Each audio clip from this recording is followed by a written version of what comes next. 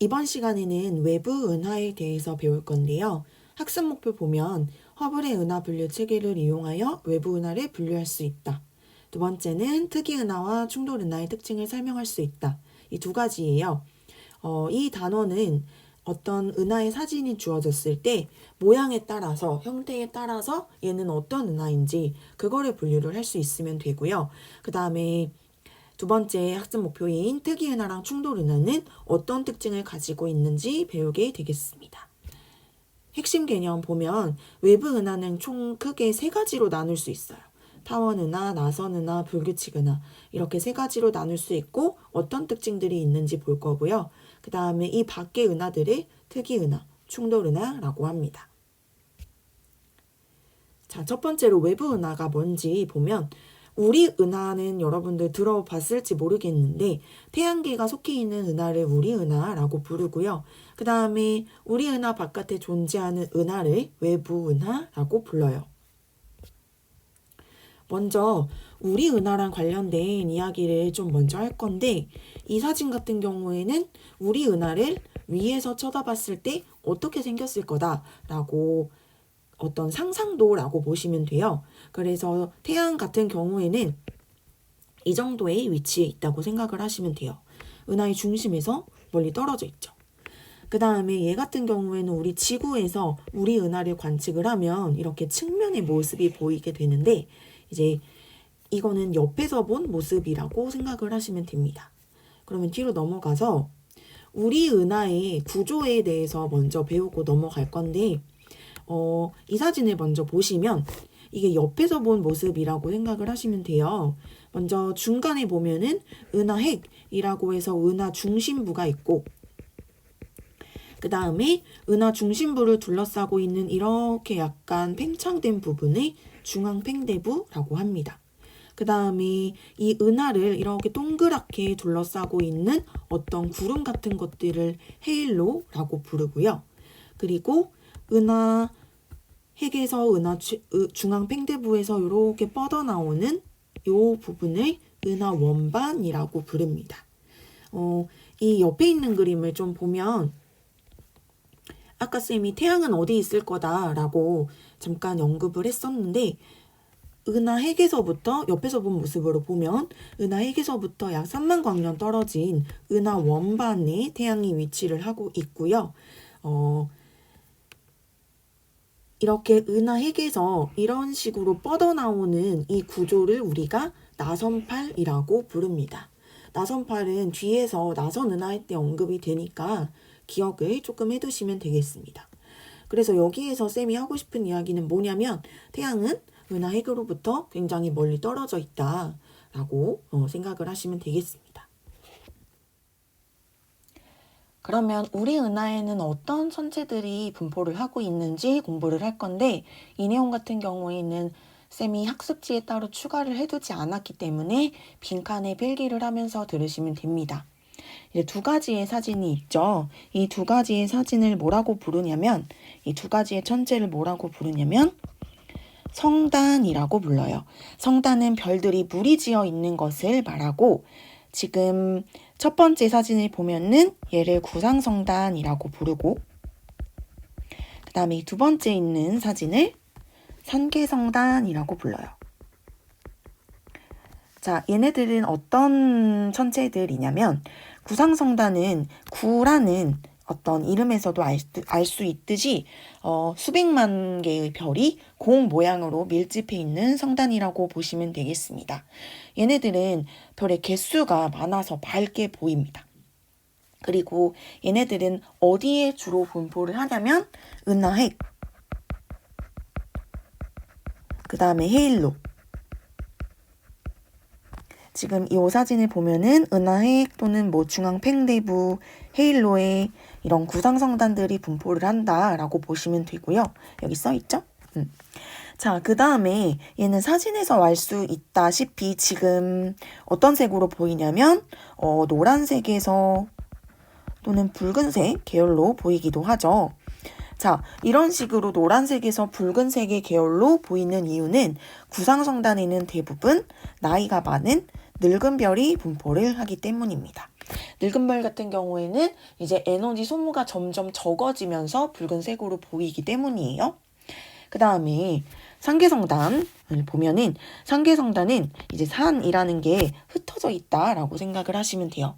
수백 개의 별들이 불규칙적으로 이제 산만하게 모여있는 성단이다라고 생각을 하시면 되고, 얘는 이제 구상성단에 비해서 별의 개수가 적어서 밝게 보이는 편은 아니에요. 그리고 얘는 어디에 주로 분포를 하냐면 이런 은하 원반들, 이제 은하 원반 또는 나선팔, 이런 곳에 주로 상계성단이 분포를 하고요. 얘도 색깔을 보면 사진에서도 알 수 있다시피 푸른색으로 보이죠. 이제 푸른색으로 보이는 이유는 이제 나이가 젊은 별들이 주로 분포를 하기 때문에 이제 푸르게 보인다라고 생각을 하시면 되겠습니다. 자, 요 내용 필기를 잘 해두시고요. 넘어가겠습니다. 자, 그러면 허블의 외부 은하 발견 과정을 보면은 먼저 허블이라는 사람이 당시에는 성단이 아니라 성운으로 알려져 있던 안드로메다까지의 거리를 측정을 했어요. 이게 무슨 말이냐면 안드로메다는 지금 다른 은하라고 부르죠. 안드로메다 은하라고 부르고 얘는 외부 은하인데, 옛날에는 안드로메다 은하가 외부 은하가 아니라 우리 은하 안에 분포하고 있는 어떤 천체의 집단이 아닐까라고 생각을 한 거예요. 그런데 안드로메다 성운이 우리 은하의 지름보다 멀리 떨어져 있는 거야. 안드로메다 성운이라는 게 크기가 우리 은하보다 훨씬 큰 거예요. 그러면 얘는 우리 은하 안에는 존재할 수 없겠다. 그러면은 얘는 성운이 아니라 외부 은하겠구나 라고 생각을 해서 이런 식으로 외부 은하를 점점 발견을 하기 시작한 거죠.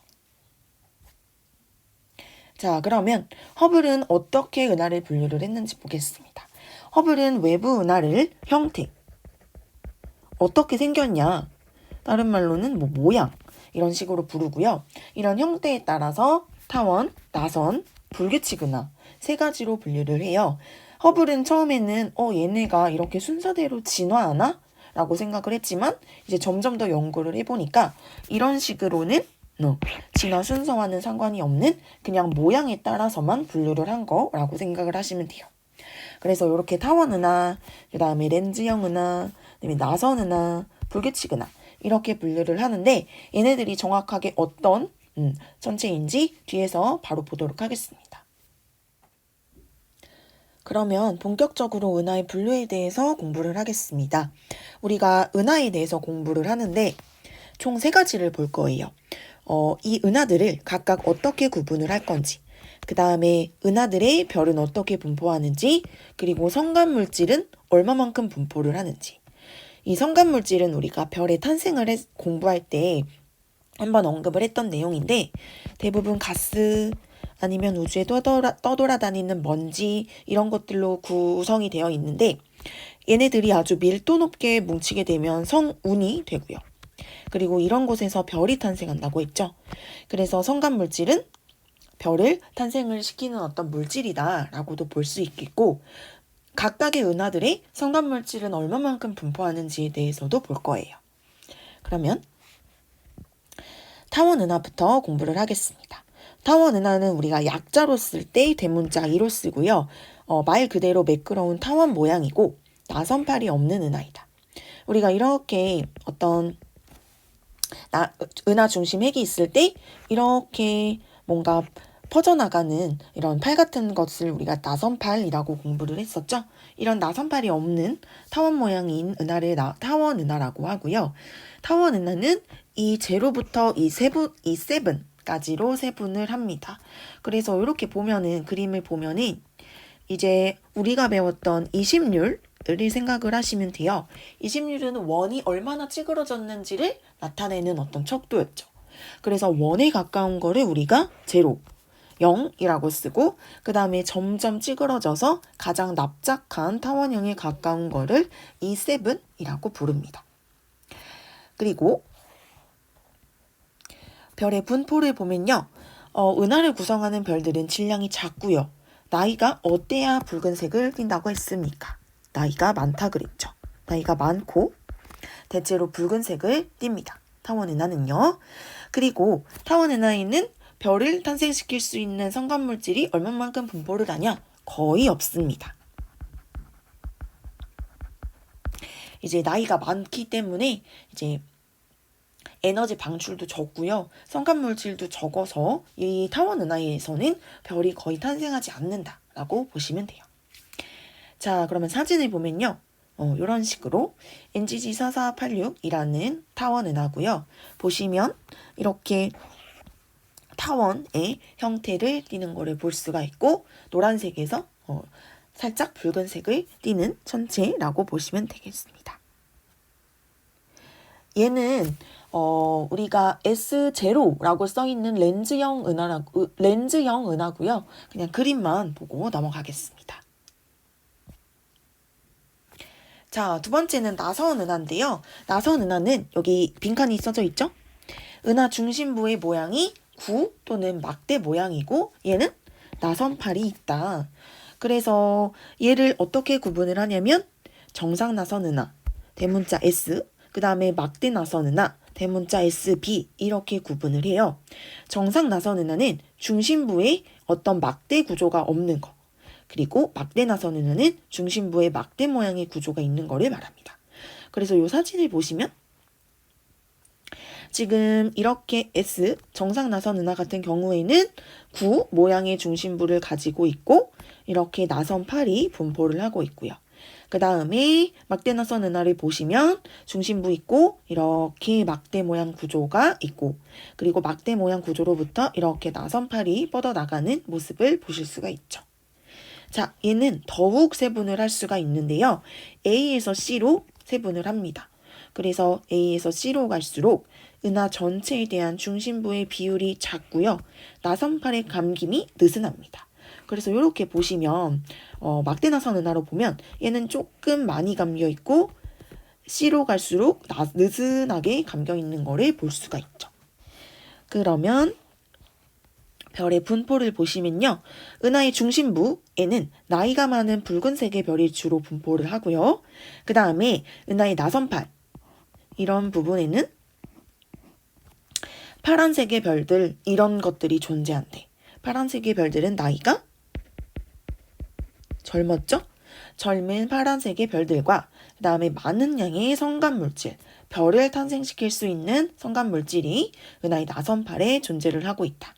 자, 그러면 여기 성간물질 칸에 쓸 수 있겠죠? 나선팔의 성간물질이 집중적으로 분포합니다. 주로 상계성단이 만들어지겠죠. 그리고 중앙 팽대부 헤일로는 매우 희박해서 성간물질이 매우 희박하게 존재하기 때문에 거의 관측이 되지 않습니다. 자, 그러면 나선 은하 사진을 보고 넘어갈게요. 이 사진 같은 경우에는 지금 중심핵이 있고 바로 나선팔이 이렇게 뻗어져 나오는 정상 나선 은하라고 보시면 되겠고 얘는 뭐냐면 안드로메다 은하예요. 그 적외선 영역에서 파장을 맞춰놓고 찍은 안드로메다 은하입니다. 그 다음에 얘 같은 경우에는 지금 중심핵이 있고 그 다음에 이 막대 모양 구조가 이렇게 있고 여기에서 이렇게 나선팔이 뻗어져 나오는 막대 나선 은하죠. 그리고 불규칙 은하는 대문자 I로 약자를 쓰고요. 모양이 일정하지 않고 규칙적인 구조가 없는 은하를 통틀어서 불규칙 은하라고 한다. 그래서 별의 분포는 은하를 구성하는 대부분의 별들의 나이가 적고 그리고 성간물질은 불규칙한 분포를 보이지만 대부분 많은 편이다. 자, 이렇게 허블의 은하 분류 체계에 대해서 공부를 해봤습니다. 그 전에 이제 불규칙 은하에 대한 사진을 보면 이렇게 생겼어요. 어떤 뚜렷한 형태나 규칙적인 구조가 없죠? 그러면 37쪽으로 넘겨서 특이은하와 충돌은하에 대해서 공부를 하겠습니다. 먼저 특이은하는 앞에서 배운 허블의 은하 분류 체계로 분류되지 않는 새로운 유형의 은하를 말해요. 그래서 우리는 세 가지를 배울 거예요. 먼저 전파은하는 이름에서 알 수 있다시피 일반 은하에 비해서 전파 영역에서 매우 높은 에너지를 방출하는 은하이다. 얘 같은 경우에는 우리가 눈으로 관측을 하면 우리가 눈으로 볼 수 있는 영역을 가시광선 영역이라고 했죠. 그래서 우리가 그냥 맨눈으로 망원경을 통해서 관측을 하게 되면 대부분 어떤 모양으로 보이냐면 타원 은하의 형태로 보여요. 그런데 이제 전파 영역에서 관측을 하면 다르게 보이는 거죠. 전파 은하는 일반 은하보다 수백에서 수백만 배 이상의 강한 전파를 방출을 하고 전파 영역에서 보면은 이 그림이 지금 전파 영역에서 본 전파 은하의 모습인데 중심부에 에너지 방출원인 핵이 있어요.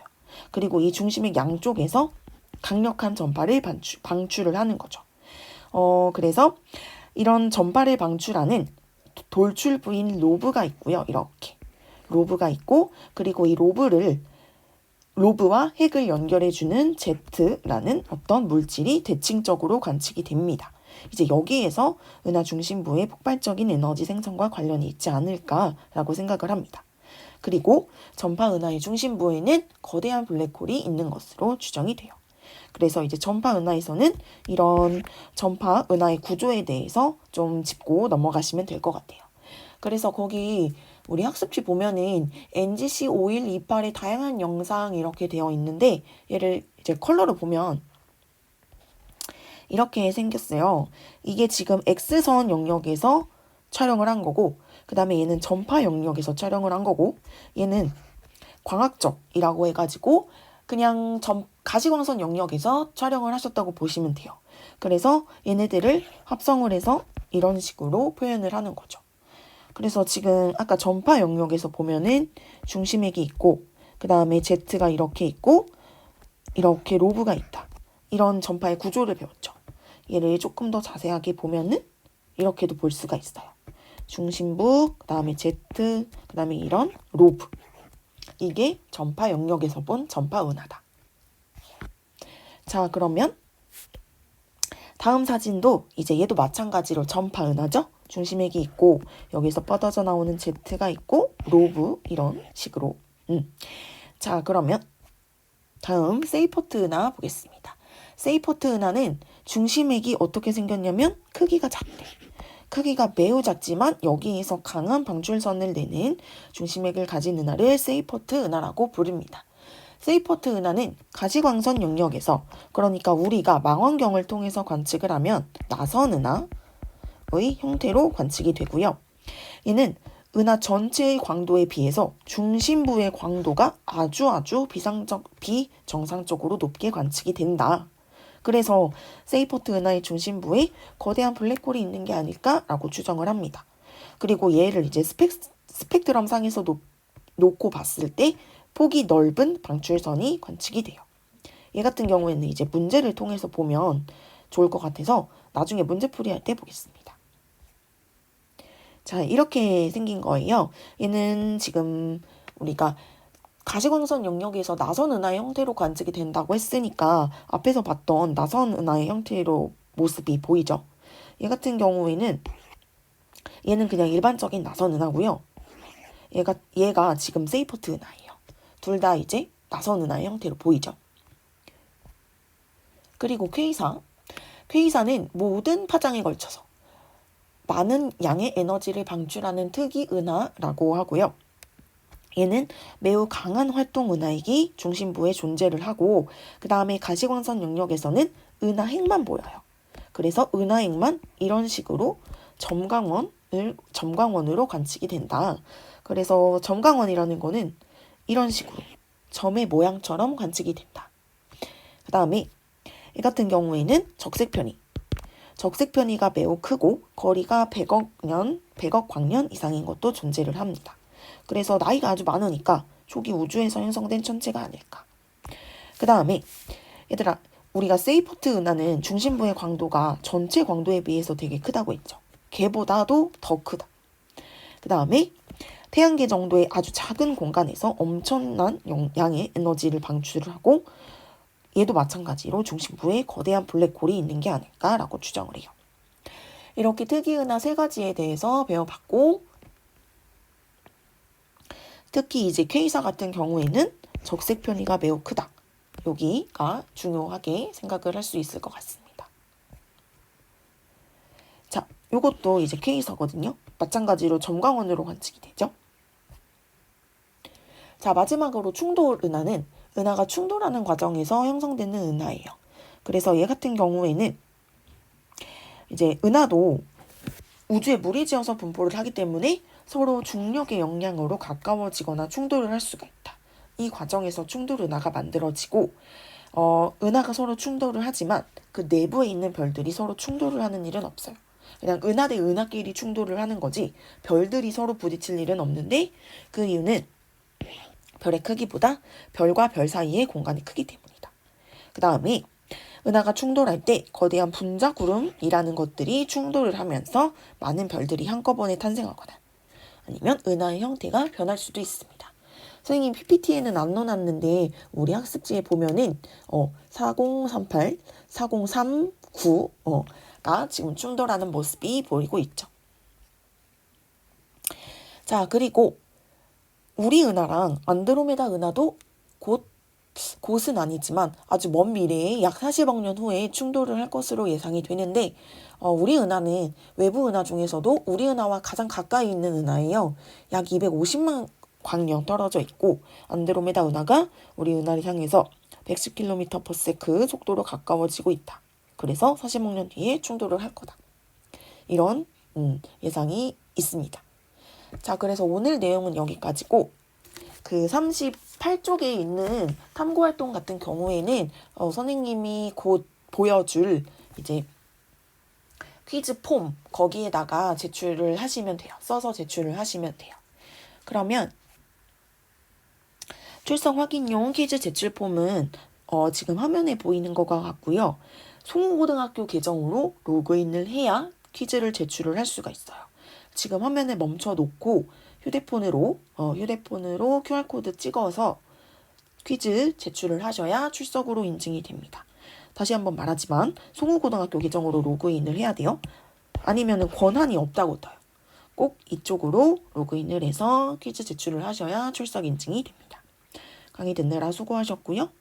꼭 기한 내에 제출하세요.